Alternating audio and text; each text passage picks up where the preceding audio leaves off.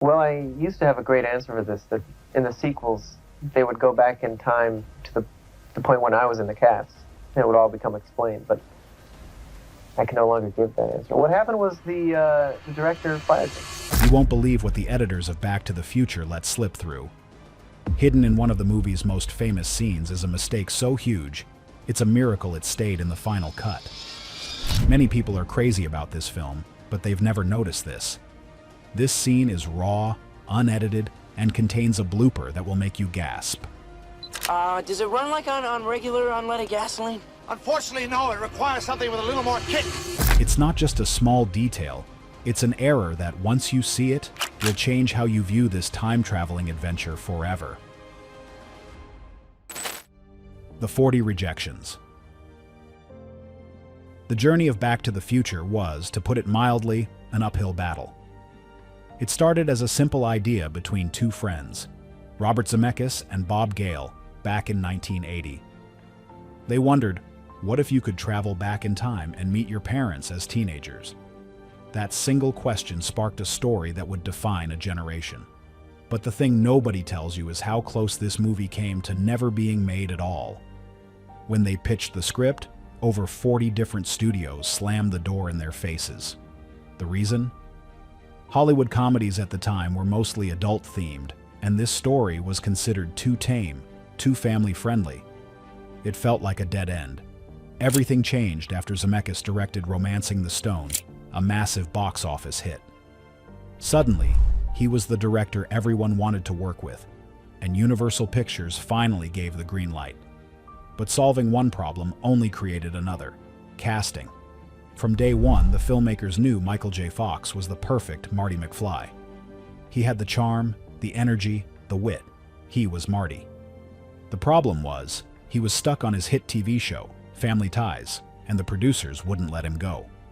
Forced to move on, they cast another talented actor, Eric Stoltz. For several weeks, filming went on with Stoltz in the lead role, but something was deeply wrong. Stoltz was a phenomenal dramatic actor, but he played Marty with a dark intensity. The character needed a light, comedic touch, and Stoltz's performance was just too serious. The jokes weren't landing, and the fun, relatable heart of the story was missing. Zemeckis had to make a gut-wrenching decision: fire his lead actor and reshoot 5 weeks of work, costing the studio an extra $3 million. It was a massive gamble, but it paid off. They finally got Michael J. Fox, and the rest is history. By April 1985, filming was done, but the race was far from over. The studio wanted the movie out by July, leaving a terrifyingly short window for editing and special effects. The team worked around the clock, and some effects weren't even fully polished when the movie hit theaters. But audiences didn't care. The movie was an explosion of success, earning over $381 million to become the highest-grossing film of the year. The DeLorean became an icon, and the theme song, The Power of Love, topped the charts. Years later, in 2007, the U.S. Library of Congress chose it for preservation in the National Film Registry, cementing its status as a cultural treasure.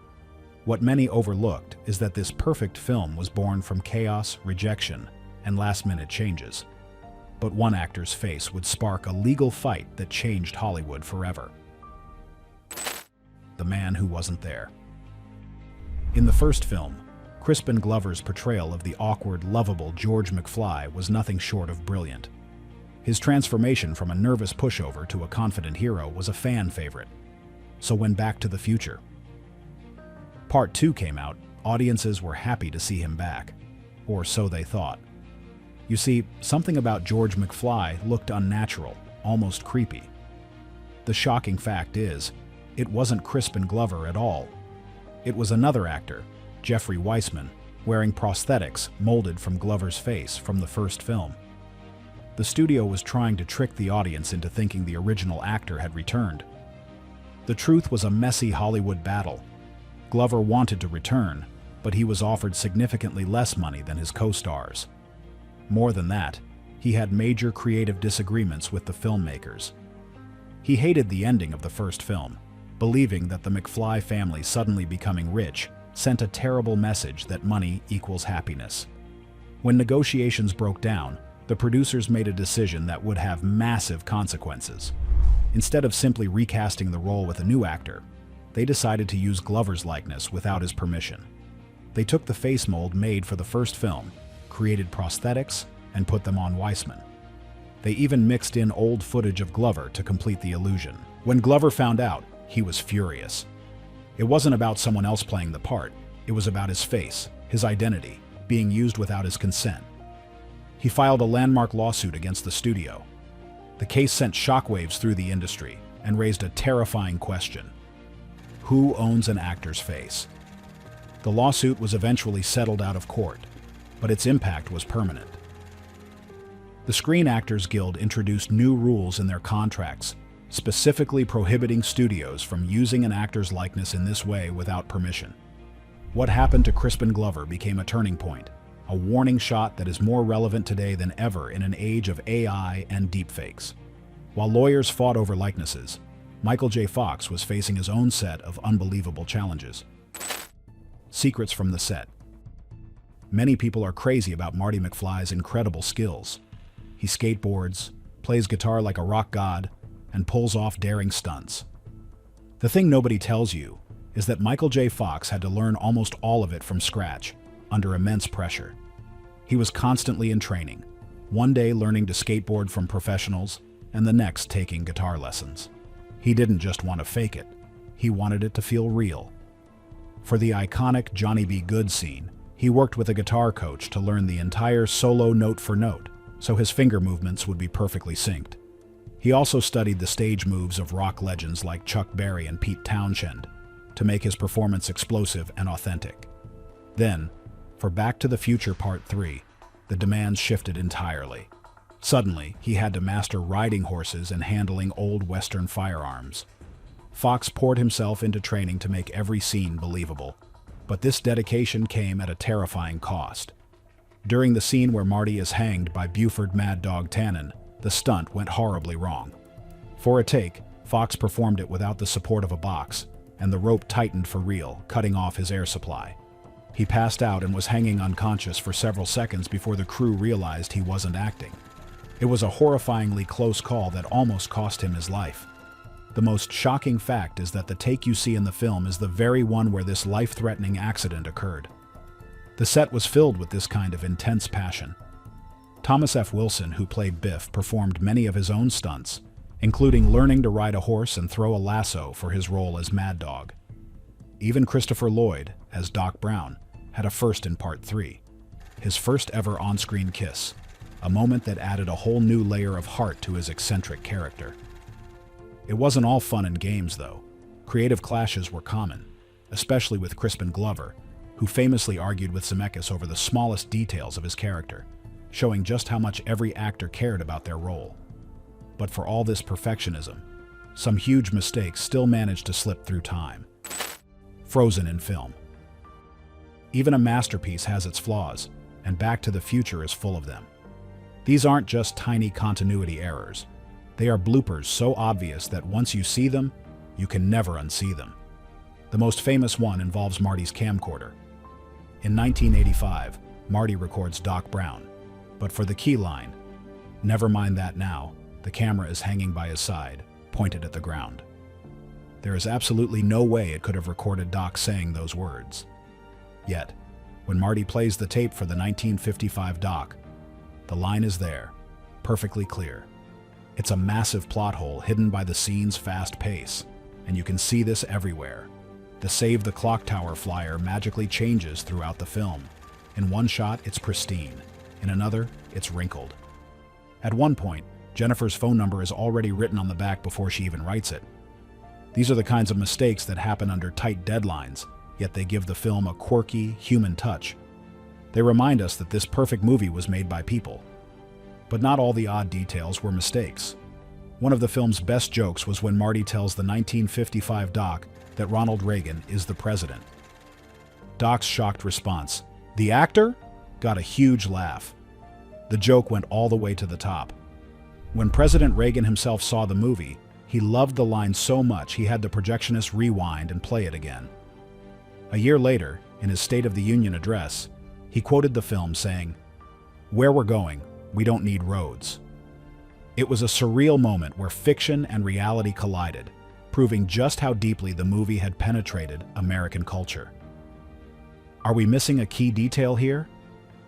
The thing is, this movie is a time capsule, not just of the 80s, but of all its own happy accidents and fascinating flaws. The grandfather paradox in the multiverse of McFly. The meticulously crafted narrative of Back to the Future, for all its surface-level genius, harbors a deeper, more unsettling truth for those willing to look beyond the obvious. What if the mistakes and Blooper weren't mistakes at all, but subtle, deliberate breadcrumbs left by the true architects of this temporal saga? The camcorder error, the shifting flyer, Jennifer's pre-written number. These aren't continuity blips. They are echoes of a fractured reality, evidence that Marty McFly didn't just visit the past, he fundamentally destabilized it, creating a cascade of alternate timelines that ripple through the very fabric of our understanding. Consider the grandfather paradox, the cornerstone of all time travel dilemmas. If Marty had truly prevented his parents from meeting, would he simply cease to exist? The film suggests a gradual fading, a vanishing act that is neatly resolved by his parents' kiss. But what if the resolution was far more terrifying? What if, in that moment of near non-existence, Marty didn't just almost disappear, but instead branched off into a multitude of realities, each slightly different from the last? The Marty we follow for the rest of the film might not be the original Marty at all, but a version born of a timeline altered just enough to allow his survival. This theory gains chilling traction when we scrutinize Crispin Glover's abrupt departure and the controversial recasting of George McFly. The official story blames creative differences and salary disputes. But what if Glover, a known eccentric with an artistic vision far beyond the conventional, recognized the instability of the timeline? Perhaps he, like a method actor consumed by his role, truly believed he was George McFly from a reality where his son nearly erased him from existence. His refusal to return, his creative disagreements about George's sudden wealth, these weren't merely professional clashes. They were a primal scream against the forced imposition of a new, happier timeline. The studio's decision to digitally recreate his likeness wasn't just a cost-saving measure. It was an attempt by the unseen temporal forces to maintain the illusion, to patch over the cracks in the narrative, desperately trying to keep the new, approved timeline from collapsing under the weight of its own inconsistencies. Glover's lawsuit wasn't just about his face, it was about the soul of a character who, in another reality, might have remained the awkward, unconfident George, forever changed by the true, unfixed paradox. And what of Michael J. Fox's near-fatal accident during the hanging scene in Part 3? Was it merely a stunt gone wrong, or was it the timeline itself attempting to correct a catastrophic anomaly? Marty's survival, his repeated interventions, and his uncanny ability to narrowly escape death suggest a higher power at play, perhaps the timeline's immune system, fighting off a persistent infection. The rope tightening, the momentary blackout. These could be the universe's desperate attempts to prune a divergent branch, to reassert its original untampered path. But Marty, the ultimate temporal anomaly, always finds a way to survive, always pushing against the natural order. This resilience isn't just plot convenience. It's the defining characteristic of a being who has, through sheer will, or perhaps an accidental inherent temporal resonance, become an anchor in a sea of shifting realities. The grandest theory of all, however, lies in the very nature of Doc Brown's time machine. The DeLorean, with its flux capacitor, is presented as a singular invention. But what if it isn't? What if Doc Brown, a genius operating at the very edge of human comprehension, unconsciously tapped into a pre-existing temporal network, a cosmic highway of possibility? The flux capacitor might not be an invention as much as it is a key, a device that allows access to different branches of the multiverse. Each trip Marty makes isn't just traveling backward or forward on a linear path. It's a leap into a parallel dimension, a slightly different version of history. This explains why the mistakes aren't consistent. They change because each journey takes them to a subtly unique iteration of reality. Was it fair for the studio to use an actor's face without permission, even for a classic film? Tell us your thoughts below. Don't forget to like and subscribe for more.